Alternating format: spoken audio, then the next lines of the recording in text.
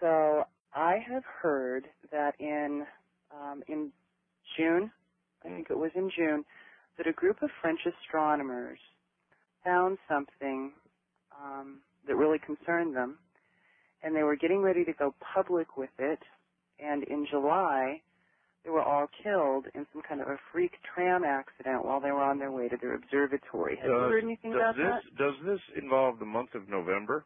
Yeah, it does.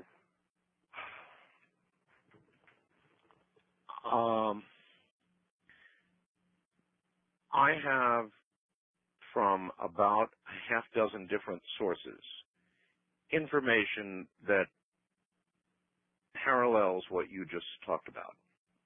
Yeah. Now, I'm not prepared to go to air with it because it would be irresponsible. Yeah. I have not found a way yet to confirm it, and I have not confirmed it, and right now it's only at the rumor level, but I'm telling you, it's ripping all over the internet. It's everywhere. Yeah. I'm calling from Denver, and I was just hoping that you could maybe confirm some of that for me. Well, I'm not doing that. But you can't do that. Okay. No, I'm not telling you. I have also heard it from more sources than you have, but obviously it's not something for air yet. A grand game of chess is being played on a level that we can barely imagine, and we are the pawns. Pawns are valuable only under certain circumstances and are frequently sacrificed to gain an advantage.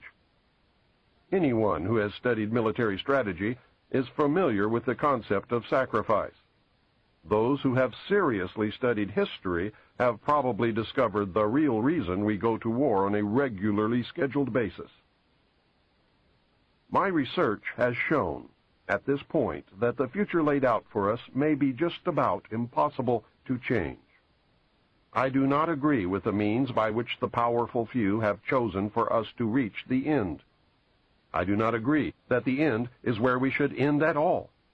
But unless we can wake the people from their sleep, nothing short of civil war will stop the planned outcome. I base that statement not on defeatism, but on the apathy of the majority of the American people. 25 years ago, I would have believed otherwise, but 25 years ago, I was also sound asleep. We have been taught lies. Reality is not at all what we perceive it to be. We cannot survive any longer by hanging on to the falsehoods of the past. Reality must be discerned at all costs if we are to be a part of the future. Truth must prevail in all instances, no matter who it hurts or helps, if we are to continue to live upon this earth. At this point, what we want may no longer matter. It is what we must do to ensure our survival that counts. The old way is in the certain process of destruction, and a new world order is beating down the door. I fear for the little ones, the innocents, who are already paying for our mistakes. There exists a great army of occupationally orphaned children. They are attending government-controlled daycare centers. There are latchkey kids who are running wild in the streets, and the lopsided, emotionally wounded children of single welfare mothers, born only for the sake of more money in the monthly check. Open your eyes and look at them, for they are the future. In them I see the sure and certain destruction of this once proud nation. In their vacant eyes, I see the death of freedom. They carry with them a great emptiness, and someone will surely pay a great price for their suffering. If we do not act in concert with each other and ensure that the future becomes what we need it to be, then we will surely deserve whatever fate awaits us. I believe with all my heart that God put me in places and in positions throughout my life so that I would be able to deliver this warning to His people. I pray that I have been worthy and that I have done my job. From the time a person leaves its mother's womb, its every effort is directed toward building, maintaining, and withdrawing into artificial wombs various sorts of substitute protective devices or shells. The objective of these artificial wombs is to provide a stable environment for both stable and unstable activity, to provide a shelter for the evolutionary processes of growth and maturity, in effect, survival, to provide security for freedom, and to provide defensive protection for offensive activity. This is equally true of both the general public and the elite. However, there is a definite difference in the way each of these classes go about the solution of problems. The primary reason why the individual citizens of a country create a political structure is a subconscious wish or desire to perpetuate their own dependency relationship of childhood. Simply put, they want a human God to eliminate all risk from their life, pat them on the head, kiss their bruises, put a chicken on every dinner table, clothe their bodies, tuck them into bed at night, and tell them that everything will be all right when they wake up in the morning. This public demand is incredible, so the human God, the politician, meets incredibility with incredibility by promising the world and delivering nothing. So who is the bigger liar, the public or the Godfather? This public behavior is surrender born of fear, laziness, and expediency. It is the basis of the welfare state as a strategic weapon, useful against a disgusting public. Most people want to be able to subdue and or kill other human beings which disturb their daily lives, but they do not want to have to cope with the moral and religious issues which such an overt act on their part might raise. Therefore, they assign the dirty work to others, including their own children, so as to keep the blood off their own hands. They rave about the humane treatment of animals, and then sit down to a delicious hamburger from a whitewashed slaughterhouse down the street and out of sight. But even more hypocritical, they pay taxes to finance a professional association of hitmen, collectively called politicians, and then complain about corruption in government. Again, most people want to be free to do things, but they are afraid to fail. The fear of failure is manifested in irresponsibility, and especially in delegating those personal responsibilities to others where success is uncertain or carries possible or created liabilities which the person is not prepared to accept. They want authority, but they will not accept responsibility or liability, so they hire politicians to face reality for them. The people hire the politicians so that the people can, 1, obtain security without managing it, 2, obtain action without thinking about it, 3, inflict theft, injury, and death upon others without having to contemplate either life or death, 4, avoid responsibility for their own intentions, 5, obtain the benefits of reality and science without exerting themselves in the discipline of facing or learning either of these things.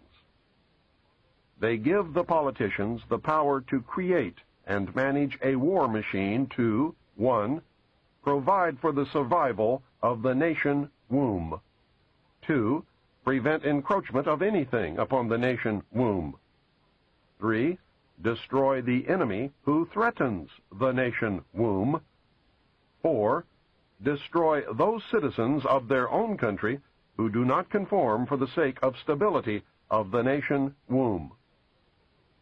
Politicians hold many quasi-military jobs, the lowest being the police, which are soldiers, the attorneys and the CPAs next, who are spies and saboteurs, and the judges who shout the orders and run the closed union military shop for whatever the market will bear. The generals are industrialists. The presidential level of commander-in-chief is shared by the international bankers. The people know that they have created this farce and financed it with their own taxes, but they would rather knuckle under than be the hypocrite. Thus, a nation becomes divided into 2 very distinct parts, a docile subnation and a political subnation.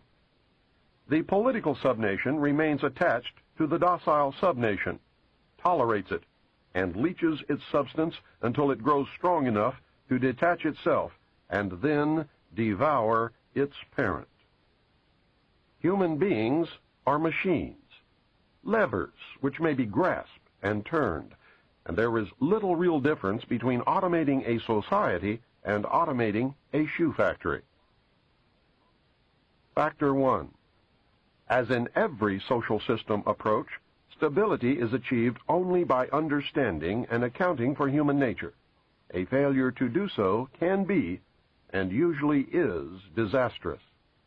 As in other human social schemes, one form or another of intimidation or incentive is essential to the success of the draft. Physical principles of action and reaction must be applied to both internal and external subsystems. To secure the draft, individual brainwashing, programming, and both the family unit and the peer group must be engaged and brought under control. Factor 2. Father. The man of the household must be housebroken to ensure that Junior will grow up with the right social training and attitudes. The advertising media, etc., are engaged to see to it that father-to-be is compliant before or by the time he is married. He is taught that he either conforms to the social notch cut out for him or his sex life will be hobbled and his tender companionship will be zero. He is made to see that women demand security more than logical, principled, or honorable behavior. By the time his son must go to war, father, with jelly for a backbone, will slam a gun into Junior's hand before father will risk the censure of his peers or make a hypocrite of himself by crossing the investment he has in his own personal opinion or self-esteem. Junior will go to war, or father will be embarrassed. So Junior will go to war, the true purpose notwithstanding. Factor 3. Mother. The female element of human society is ruled by emotion first and logic second. In the battle between logic and imagination, imagination always wins. Fantasy prevails. Maternal instinct dominates, so that the child comes first and the future comes second. A woman with a newborn baby is too starry-eyed to see a wealthy man's cannon fodder or a cheap source of slave labor. A woman must, however, be conditioned to accept the transition to reality when it comes, or sooner. As the transition becomes more difficult to manage, the family unit must be carefully disintegrated, and state-controlled public education and state-operated child care centers must become more common and legally enforced so as to begin the detachment of the child from the mother and father at an earlier age. Inoculation of behavioral drugs can speed the transition for the child. So, to me, it's not at all surprising how a very powerful elite group of people making use of every resource that they have can keep this evidence suppressed. And I could give you some very good examples of that are going on even today. Well, still, it's incredible, Michael. Of course it is. That's why I wrote this book. It is incredible. It is shocking, and I think people need to know about it. But it is saying that all of these organizations and all of these scientists, instead of being devoted to a search for the truth, you're charging are devoted to maintaining a cover-up. That's right. And this is going on in many areas.